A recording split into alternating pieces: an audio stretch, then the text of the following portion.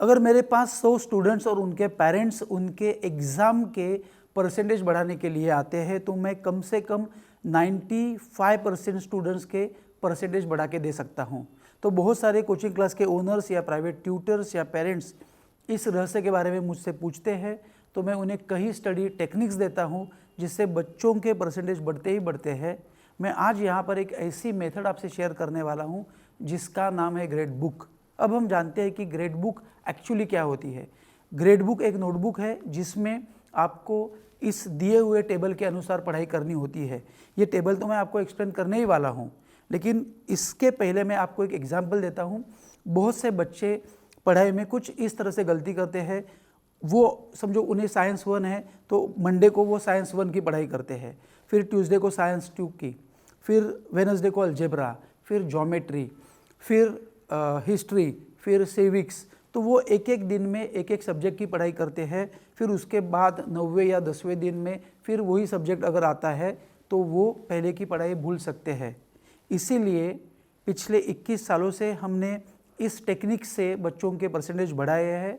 और हमने क्या किया है, हमने सभी सब्जेक्ट को 4 ग्रुप में डिवाइड किया है। एक है मैथ्स, दूसरा है साइंस, तीसरा है सोशल साइंस और चौथा है लैंग्वेजेस। अगर आप ग्रेड बुक इस कंसेप्ट का सही इस्तेमाल करते हो तो आपके बच्चे के पिछले साल से कम 8 या 10% आसानी से बढ़ सकते हैं। यहाँ पे पेरेंट्स का रोल बहुत ही इम्पोर्टेंट होता है। आपको एज अ पेरेंट सिर्फ आपके बच्चे के पढ़ाई के लिए, उसमें इन्वॉल्व होने के लिए 10 या 15 मिनट ही देने हैं और आपको ये देखना है कि आपके बच्चे ने आज ग्रेड बुक में इस टेबल के अनुसार पढ़ाई की है कि नहीं, ये आपको सिर्फ देखना है। तो ये टेबल अब हम देखते हैं कि टेबल एग्जैक्टली क्या कहता है। तो इस टेबल में देखते हैं Monday, Tuesday, Wednesday, Thursday, Friday, Saturday, Sunday. 4 रो है। एक रो में है मैथ्स, दूसरे रो में साइंस, तीसरे रो में है हिस्ट्री सिविक्स रिलेटेड और चौथे रो में है लैंग्वेजेस। अगर वो 9th या 10th में है तो वो मंडे को अलजेब्रा के 10 सम्स विदाउट सीइंग, बिना देखे वो ग्रेड बुक में सॉल्व करेगा। फिर उसके बाद मंडे को ही वो साइंस 1 के 5 क्वेश्चंस के आंसर बिना देखे ग्रेड बुक में लिखेगा। फिर उसके बाद हिस्ट्री के 5 क्वेश्चंस और अगर उसको सिविक्स है तो सिविक्स के 3 क्वेश्चंस वो बिना देखे मंडे को ग्रेड बुक में लिखेगा। और 4th रो में जो दिया है मराठी, तो मराठी के 5 क्वेश्चंस वो बिना देखे उस ग्रेड बुक में लिखेगा। अभी देखते हैं हम ट्यूसडे को क्या होगा। ट्यूसडे को ज्योमेट्री के 10 सम्स विदाउट सीइंग वो उसमें लिखेगा। फिर साइंस 2 के 5 क्वेश्चंस आते हैं, वो विदाउट सीइंग लिखेगा। ज्योग्राफी, इकोनॉमिक्स आता है फिर ट्यूसडे को, और फिर बाद में नई लैंग्वेज आती है इंग्लिश। वैसे ही वेडनेसडे को फिर अलजेब्रा आएगा, साइंस 1 आएगा, हिस्ट्री पॉलिटिकल साइंस आएगा, फिर संस्कृत आएगा। थर्सडे को geometry, science 2, geography, economics, geography के 5 क्वेश्चंस और इकोनॉमिक्स के 3 क्वेश्चन, और मराठी के फिर 5 क्वेश्चन। वैसे ही फ्राइडे को होगा, वैसे ही सैटरडे को होगा। सो मंडे टू फ्राइडे वो इस टेबल के अनुसार उस ग्रेड बुक में जो भी लिखेगा वो विदाउट सीइंग होना चाहिए। यहाँ पर पेरेंट्स का रोल बहुत ही इम्पोर्टेंट है, क्योंकि एज अ पेरेंट्स आप उसे रोज़ सिर्फ 10 या 15 मिनट देते हो तो भी बहुत है, क्योंकि आपको ये देखना है कि ग्रेड बुक में उसने जो सम सॉल्व किए हैं वो बिना देखे उसने लिखे हैं या नहीं, क्वेश्चंस के आंसर बिना देखे लिखे हैं या नहीं।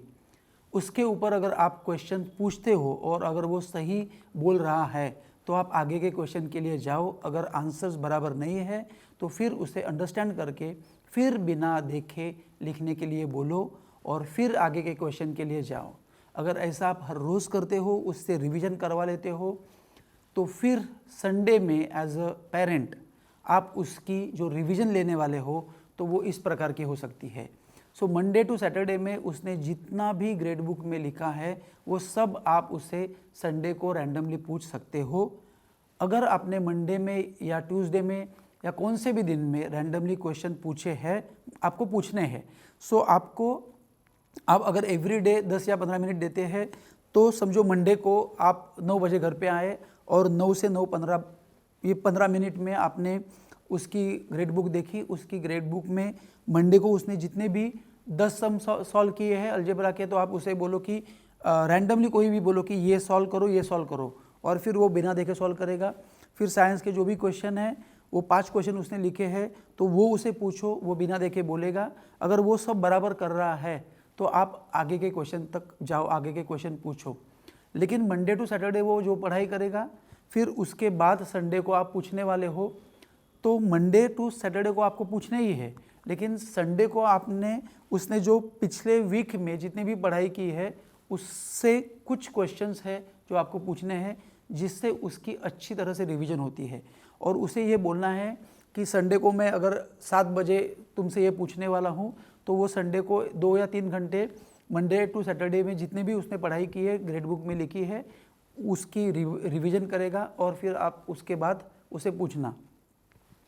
अगर आपने सब क्वेश्चन पूछे हैं तो आप बहुत ही अच्छे पेरेंट्स हो, और आपने रैंडमली पूछे तो भी चलेगा, चलने वाला है। मुझे यहाँ पर और एक बात बोलनी है कि उसने अगर साइंस में 5 क्वेश्चंस के आंसर लिखे हैं तो वो 5 क्वेश्चंस समझो बड़े क्वेश्चन है तो ठीक है। अगर उसने 5 फिल इन द ब्लैंक्स लिखे हैं तो वो 5 क्वेश्चन नहीं है। 5 फिल इन द ब्लैंक्स मतलब 1 क्वेश्चन। वैसे 5 ट्रू और फॉल्स ये सब पकड़ते हैं तो 1 क्वेश्चन होता है। आंसर इन 1 सेंटेंस होता है, या 5 या 10 उसने मैच द कॉलम्स लिखे हैं तो वो 1 क्वेश्चन है। लेकिन साइंस के दिन उसने 5 बड़े बड़े क्वेश्चन लिखे हैं तो वो अलग क्वेश्चंस हम पकड़ सकते हैं। लेकिन छोटे छोटे क्वेश्चंस ग्रेड बुक में लिखे हैं, 5 फिल इन द ब्लैंक्स, तो 5 से 1 ही हो जाएगा। सो 5 करके अगर पकड़ा है तो ऐसा नहीं हो सकता है, तो आपको 5 बड़े बड़े क्वेश्चंस उसमें लिखने हैं। और इस तरह से अगर आपने ग्रेड बुक बनाई है, आपने और आपके स्टूडेंट ने, तो आपके बच्चे के परसेंटेज बढ़ने ही वाले हैं। ग्रेड बुक में आपको 2 चीज़ें और देखनी है, उसके ऊपर ध्यान रखना है। पहली बात यह है कि ग्रेड बुक में उसने जो भी क्वेश्चंस के आंसर लिखे हैं या मैथ्स के सम सॉल्व किए हैं वो बिना देखे सॉल्व किए हैं। और सेकंड, कभी कभी आपके बच्चे बोलेंगे कि आज होमवर्क बहुत दिया है, तो ऐसा भी हो सकता है कि ग्रेड बुक आप नीचे रखो, उसके ऊपर कार्बन पेपर रखो और उसके ऊपर जो होमवर्क की आपकी कोचिंग क्लास की या स्कूल की जो बुक है उसे रखो। लेकिन जो होमवर्क के बुक में वो लिखेगा, जो कार्बन के थ्रू उसके ग्रेड बुक में आएगा, वो बिना देखे लिखा हुआ होना बहुत ज़रूरी है। इससे ये रिज़ल्ट मिलता है कि समझो 26 दिन है, 4 संडे होते हैं, सो मंडे टू सैटरडे, एक महीने में 26 दिन होते हैं, 4 दिन संडे छोड़ के, तो 26 डेज इंटू 10 मैथ्स के सम्स अगर वो सॉल्व करता है तो वो एक महीने में 260 मैथ्स के सम्स बिना देखे सॉल्व करता है। अगर क्वेश्चंस है साइंस के तो 26 डेज इंटू 5, तो 130 क्वेश्चंस वो साइंस के बिना देखे उस ग्रेड बुक में लिखता है। अगर उसके एग्ज़ाम में 5 लेसन्स है तो 5 लेसन में तो 130 क्वेश्चन नहीं है। इसका मतलब ये है कि वो 130 क्वेश्चंस कहाँ से आए, वो 130 क्वेश्चंस वो रिपीटेड है, उसकी रिवीजन है। तो एक ही क्वेश्चन में भी एक महीने में 2 या 3 बार भी हो सकता है। सो वो साइंस के 130 क्वेश्चन के आंसर बिना देखे बोलेगा और बिना देखे लिखेगा। तो इससे क्वेश्चंस के आंसर रिपीट भी होने वाले हैं और वो हो गई उसकी रिवीजन। वैसे ही हिस्ट्री, ज्योग्राफी और लैंग्वेजेस की भी पढ़ाई होती है। ये जो ग्रेड बुक कंसेप्ट है वो पिछले 21 सालों से हम बच्चों के परसेंटेज बढ़ाने के लिए यूज़ करते हैं, और हम भी हमारे घर में ग्रेड बुक कंसेप्ट का यूज़ करते हैं। आपने जो इस वीडियो से सीखा है, आपके घर में उसके बारे में डिस्कस करो, चाहे तो इस वीडियो को और 2, 3, 4 बार देखो, इस जो ग्रेड बुक का टेबल है उसे समझ लो। लेकिन एक दिन में अगर 4 ग्रुप की पढ़ाई होती है, मैथ्स की भी होती है, साइंस की भी होती है, हिस्ट्री की भी होती है और लैंग्वेजेस की भी होती है, तो वो पढ़ाई अच्छी होती है और ग्रेड बुक के माध्यम से बहुत रिवीजन अच्छी होती है, जिससे, क्योंकि रिवीजन जितनी ज़्यादा अच्छी होती है तो वो पढ़ाई लॉन्ग टर्म मेमोरी में आराम से जाती है। तो रिवीजन भी होती है और सभी सब्जेक्ट के आप टच में रहते हो। ऐसा नहीं है कि आज पढ़ाई की है और फिर 10 या 11 दिन के बाद फिर उस सब्जेक्ट की पढ़ाई की है, ऐसा नहीं हो सकता है। तो आप सभी ग्रुप को साथ लेके चलते हो और इससे आपके परसेंटेज डेफिनेटली बढ़ने वाले हैं, क्योंकि हमने बहुत बच्चों के परसेंटेज बढ़ाए हैं। अगर आपको ये वीडियो पसंद आया है तो आपके दोस्तों को ये शेयर करो, मेरे चैनल को सब्सक्राइब करो, ताकि हमारे यहाँ से आने वाले और फ्री वीडियो आपको मिलते रहेंगे। and thank you very much for watching this video, and I wish you all the best. Bye bye, take care.